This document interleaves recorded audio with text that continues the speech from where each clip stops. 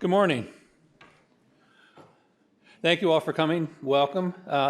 It's hard to believe this is year 15 of the CFAR. It seems like we just started this not too long ago.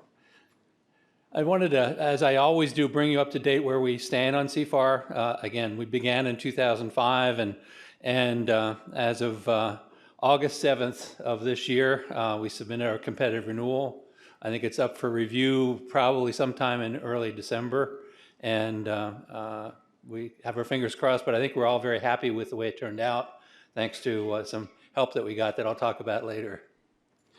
We've also maintained, very importantly, our funded research base. This is where NIH adds up all the HIV/AIDS dollars that are coming into Duke, excluding contracts and things like that. And they tell us what is allowed, and so it's crossed over that threshold of $40 million that they have set, and we've maintained it for a couple of years. We do have to maintain it this year, and we think we'll have no problem doing that. And if we do that, then we qualify for a Tier 2 status that instead of $1.5 million of total costs, we get 2.25. So it gives us some money to make some strategic investments in some of the things that we uncovered as we were writing the competitive renewal. CFAR is sponsored by NIH, as you all know, and all of these are the co-sponsoring NIH institutes and centers, and the ones with the asterisk are ones that are on our current funded research base.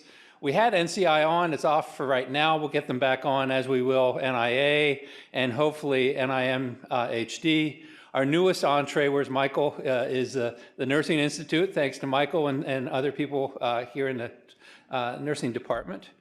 So again, we have a fairly broad portfolio. When we first started out, I think we were almost exclusively NIAID, and so we have broadened our research base.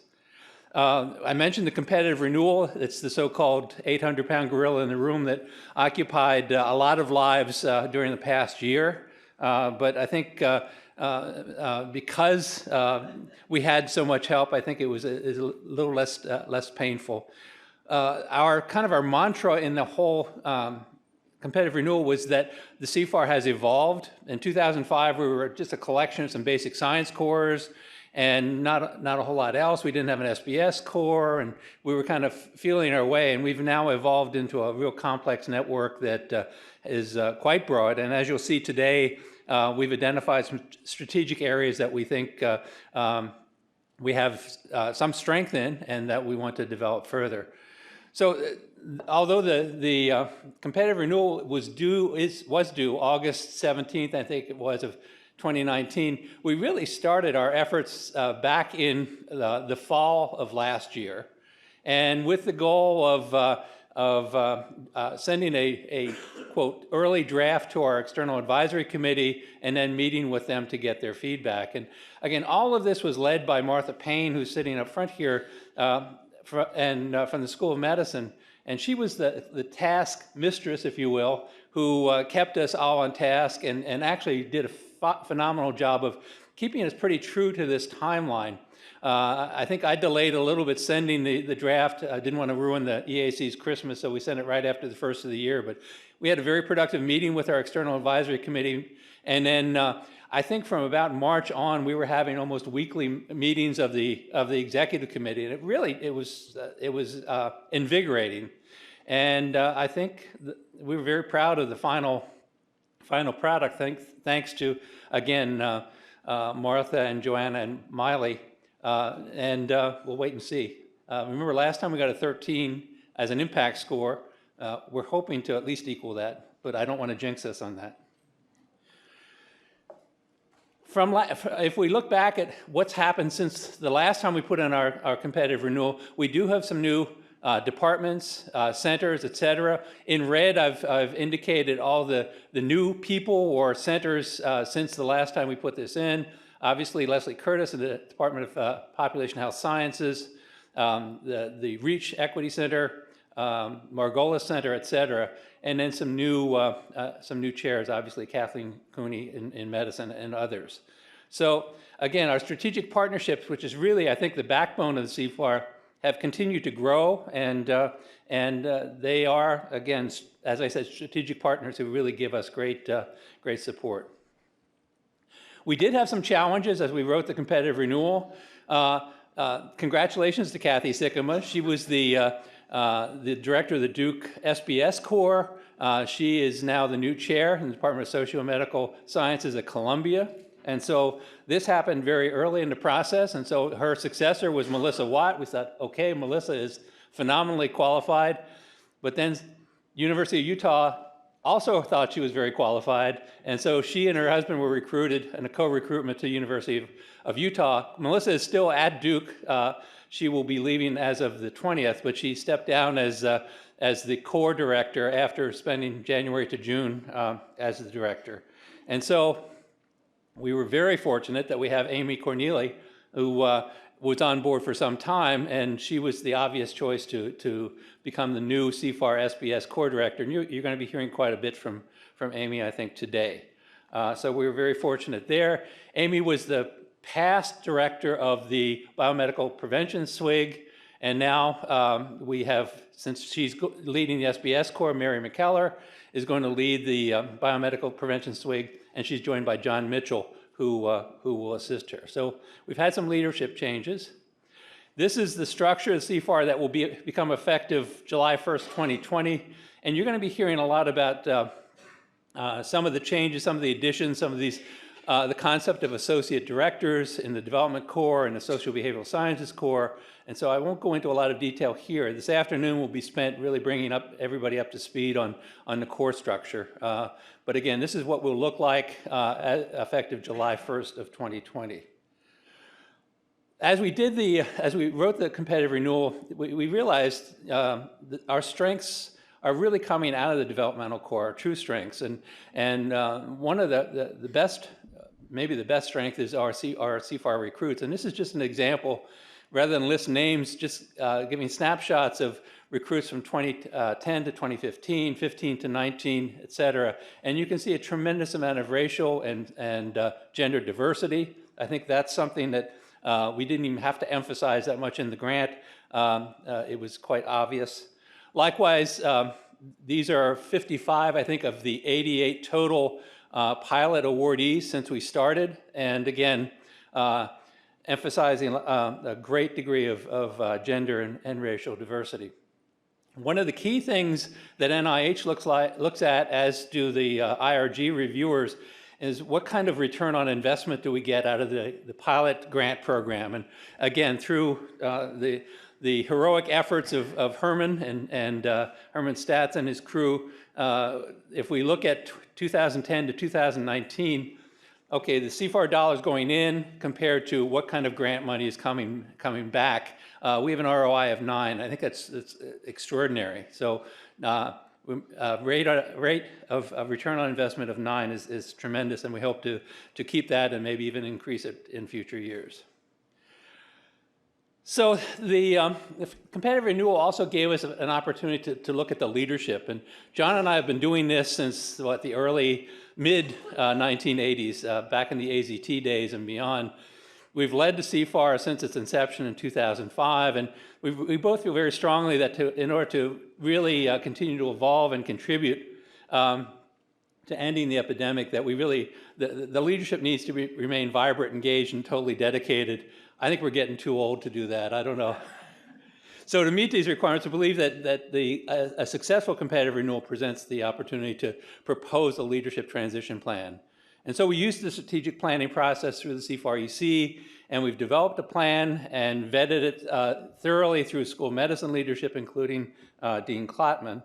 And our leadership transition plan is to hand over the CFAR effective July 1st, 2021, to Georgia Tamaris as the new director and Susanna Nagy as the new co-director. And so John and I will have a year with them, and we can commiserate one another, and then John and I will step down on June 30th of 2021, and you'll be under the direction of these two very, very capable leaders. So Georgia and Susanna, congratulations, and we welcome you. You're going to be hearing a lot today about something that maybe many of you have not heard about. It's called ending the epidemic, ending the HIV epidemic. I'm not going to go into a lot of detail here because I know there are other presentations that do this, but this is a federal initiative to reduce the new infections in 5 years down to 75%, and 10 years, 90%. It really focuses on what we call the Southern epidemic, which is a largely rural epidemic that involves 7 states and I think 48 different counties. This is a map. The dots here are the 48 counties. You notice there's only one in North Carolina. That's Mecklenburg County. That was highlighted as a county where more than 50% of the new diagnosis occurred. And there are 7 states. South Carolina is one, as is Louisiana and others, and or not Louisiana, excuse me, and others. And so to jumpstart this initiative of ending the epidemic, the NIH had a series of administrative supplements that went through the CFARs.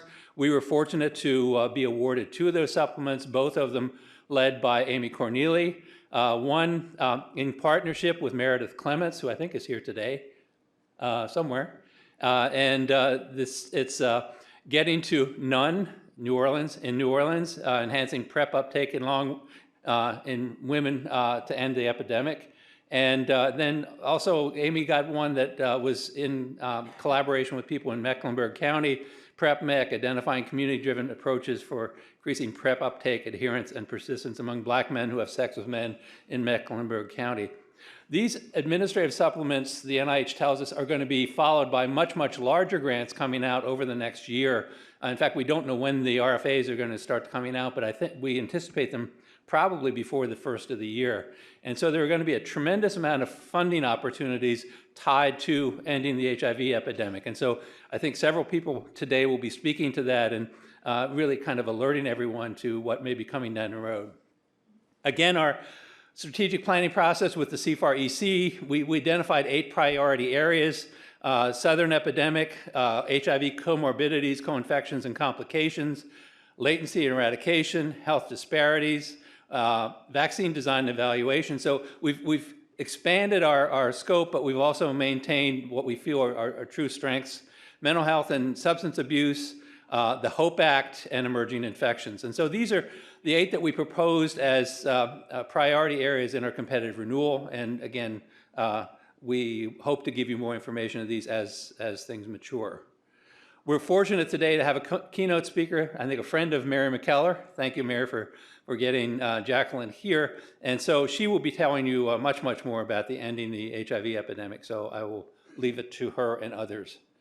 Our plans for year 15, we are not issuing a fall RFA. I think we announced that before. There still will be a spring RFA offered through the Developmental Corps. We will continue with our key recruitment efforts. We hope to expand Chalk Talks and special seminars. We have a lot of ideas for Chalk Talks, and I think in particular we want to start utilizing that platform to again engage a fair portion of the CFAR membership.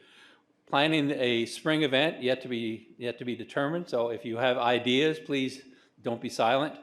And then we plan multiple responses for these anticipated ending the HIV epidemic funding opportunities. So we'll be looking for those, and as those come down the pike, we will obviously alert everyone. Just as a brief update, this happened very, very recently. And again, remember, we do participate in the HOPE Act, mainly through the efforts of Cam Wolf and others. And so this was, I think, I got the email this week, or last week, I guess it was, that this was the second living donor kidney associated with the HOPE Act, second in the nation, first in North Carolina in the region. And so congratulations, we're glad to see that moving forward. I also wanted to announce that there is, as you probably know, there's a national CFAR symposium every year, and it's hosted by a different CFAR. This year it's hosted by UNC. This is open to the public, and so November 7th from 8:30 to 4:30 in the Friday Center. I think most of you know where the Friday Center is. These are the speakers, ending the epidemic with Tony Fauci and Susan Buckbinder and others. I really encourage you to, if you have any interest at all, to attend it. It's open to you. All you have to do is register so they can get the food straight and know how many people are going to attend. But this is, I think, a good opportunity to see where NIH and HIV funding may be going in different areas. So let me end by talking about awards. We've got 41 abstracts this year, which I think is about on par with what we've gotten before. We will select 4 oral presenters. They're already selected, and you'll hear from them shortly. And then we will also have some judges walk through and select the best basic science, best SBS, and best clinical poster. And we'll give you awards, again, a certificate, and because of NIH rules, it has to be a small gift, so you get a gift card. It means a lot more to us. I'll be talking about Director's Award in just a second, and then Georgia Tamaris is going to talk about we'll be presenting the Outstanding Leadership Award. So the Director's Award I established way back when. This is, I think, the 11th one, and it was just in recognizing a person or persons who most significantly contributed added value to the CFAR over the past year. It comes out of my personal checking account, so there's no conflict of interest or impropriety that the NIH can nail us on. It really is in recognition for someone who really helped tremendously over the past year. These are the past winners. You recognize some of them as colleagues, and last year was Sally Permar. And so the winner this year, it shouldn't be too surprising, is the big 3. It's Martha Payne, Miley Henson, and Joanna Downer from the Office of Research Development. Again, I don't know if I can really emphasize how much they helped. Martha was kind of the lead off, and she kept us honest for a long time. And then kind of the cleanup was done by Miley and Joanna while Martha recuperated in a well-earned vacation. But the 3 of you, you're right here. Congratulations. Joanna,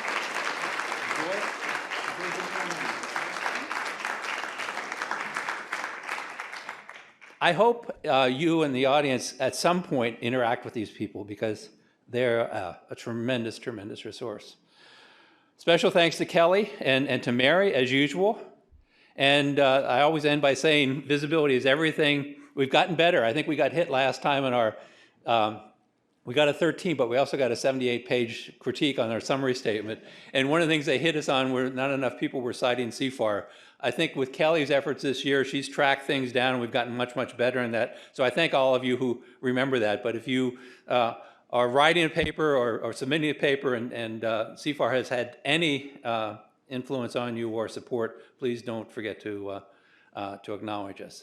So now let me turn it over to Georgia.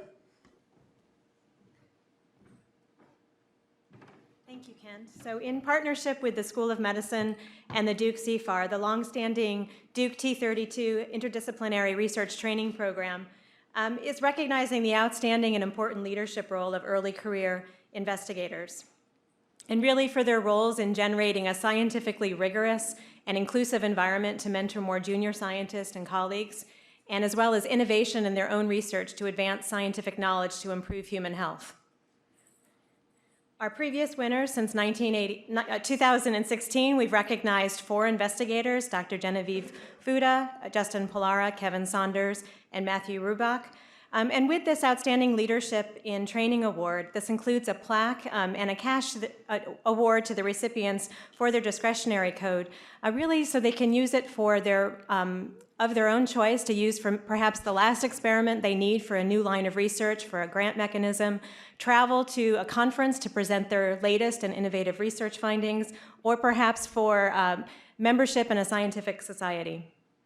So we'd like to announce on behalf of Drs. Nathan Thielman, Guido Ferrari, and myself are excited to announce the 2019 awardees, who are each outstanding scientific role models and are working enthusiastically day to day in the lab, training more junior scientists as well as their own colleagues. They lead vigorous discussion and debate as part of weekly journal clubs, and they're now leading the training program for DHVI. I'd like to invite Dr. Maria Blasi and Wilton Williams to the podium, and please join me in congratulating them and thanking them for their leadership and mentorship.